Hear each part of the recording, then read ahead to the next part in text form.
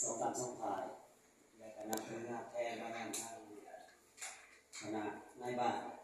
ด้วยคณะนับถือมายังพี่น้องรับ40ที่หาในนี้เนาะหน่อยก็ขอบพระคุณพระเจ้าเนาะก่อนสิ่งอื่นก็เป็นเวลาที่พระเจ้าได้ทรงจัดเตรียมทุกอย่างเป็นเวลาของพระเจ้าหน่อยก็เคยมาใส่ชีวิตอยู่ในที่นี้ก่อนประมาณปี2 เกือบ10 กว่าปีขึ้นแล้วพี่น้องเนาะเป็นอ่าวน้องของพ่อจะกับครอบครัวที่นี่ที่พิเศษที่บ่หันผมจะกับครอบครัวที่มีความเสื่อมมีเสื่อมแล้วมีสติที่ทำให้เนาะเพราะในรู้สึกปลาปลื้มใจแต่ก็อบอุ่นที่ได้กลับมาที่เหมือนกับว่าจอเวลาหานี่มาเป็นคนดีใจคนที่หักแท้คนที่ด้วยหักผ้าอาศัยรู้สึกว่าอบอุ่นและเป็นกันเองนะพอพระพุทธเจ้ามานี่ก็ถือว่าทางทั้งคณะผู้นำของพิธีการนี้ทุกอย่างนะได้ประกอบพิธีแต่งงานให้กับหลานชายหลานสาวและก็นับถือมายังคณะรับใส่พระเจ้าที่งานที่ได้ทางมาเนาะทั้งศิษย์ที่บ้านทำแอกและก็พร้อมด้วยคณะนอนและคณะพามาแต่แดนสวรรค์ด้วยตรงนี้เนาะหน่อยก็เป็นศิษย์ที่บ้านที่3ซอยที่สิจาเส้นเนาะลูกของหลานชายแสดงเนาะคือประเทศที่2ก็เป็นอยู่ประเทศไทยที่3ก็ตรงนี้ขอบพระคุณพระเจ้าที่น้องๆเพราะฉะนั้นเอาเอื้อกับการแต่งงานนี่เป็นสถาบันหนึ่งที่พระเจ้าได้ทรงสื่อสถาปนาว่าให้ทุกคนแต่งงานพอพระคำของพระเจ้าได้บอกว่าพระเจ้าได้ทรงสร้างสร้างในนี้ว่ามีสถาบันของพระเจ้าที่พระเจ้าได้ทรงไว้อยู่ที่ชื่อแรกก็พี่น้องพระเยซูทรงไปห่วงงานแต่งที่บางกะนาที่เป็นงานแต่งเขาเรียกว่างานแต่งนี่เป็นเกียรติที่พระเยซูทรงได้รับเกียรติในพิธีกรรมทางศาสนาทางประกอบพิธีพี่น้องพระเยซูเสด็จไปห่วงมาแล้วสกิที่มาขอบพระคุณพี่น้อง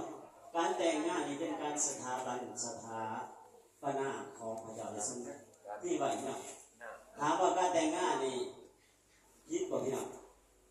ผิดแต่การแต่งงานที่ผิดตามข่าวของคำสั่งของพระเจ้า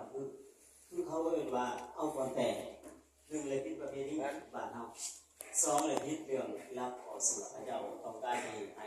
ใส่และยิ่งที่แต่งงานด้วยพวกบริสุทธิ์ใจเอเมนพี่น้องเพราะฉะนั้นมื้อนี้พี่น้องๆก็เฮาจะได้มีพระคำของพระเจ้าก่อนจะนำพระคำของพระเจ้าพี่น้องถามว่ามาถึงอยู่นี่เป็นยังคือถามว่าเจ้าหักเท่าโตหักนั่งทุกตาสำใดนี่เป็นยังต้องถามเพื่อยืนยันต่อหน้าพระเจ้าถามเพื่อยืนยันต่อสักขีพยานผู้เป็นโกรธตาข้าเขาเป็นเนาะคือบอกว่ามหาสงครามของพวกของพ่อใหญ่อินนี่มีร้านไผ่อยู่2 คนเลยซื้อตุ๊กตาลูกไฟของคนหนึ่งซื้อตุ๊กตาแล้วมาลูกไฟคนหนึ่งซื้อตุ๊กตาที่วันที่2ขอบคุณพระเจ้าที่เราเล่าสัมพันธ์ก่อนจะได้มีการประกอบพิธีด้วยถอยข้ามของพระเจ้าหน่อยจะถามเอาไฟใส่เพื่อนของผู้น้องก่อนเนาะเราโตเนาะเอาใจเย็นๆพี่น้องเนาะสิ่งหัวใจไว้แบบตั้งใจเด้อใส่หัวใจจะให้มีหายใจได้เนาะถ้าเวลาของใหม่ก็ได้มาดีเนี่ยแต่มันมีค่าในที่ความหมายของบางคนคือว่าเวลาอย่างใดรู้สึกมีค่าเวลาใดมากรู้สึกบ่มีค่าบ่แม่นนั่นน่ะเดี๋ยวแต่คิงเนาะให้มันมีค่าในเมื่อเฮาอย่างใดก็เวลาใดมาให้เฮาจะรักษาไว้จังซั่นแม่นบ่แม่นพี่น้องสัพพะสนะขนอยจะถามเนาะมีไหมเดี๋ยวว่าโอ้ยขนมพอกขนาดเนาะถ้าถามแต่ดนละจันเลยขนอยจะถามเฒ่าโตเนาะเดี๋ยวว่าเป็นหัวหน้าครอบครัวเนาะ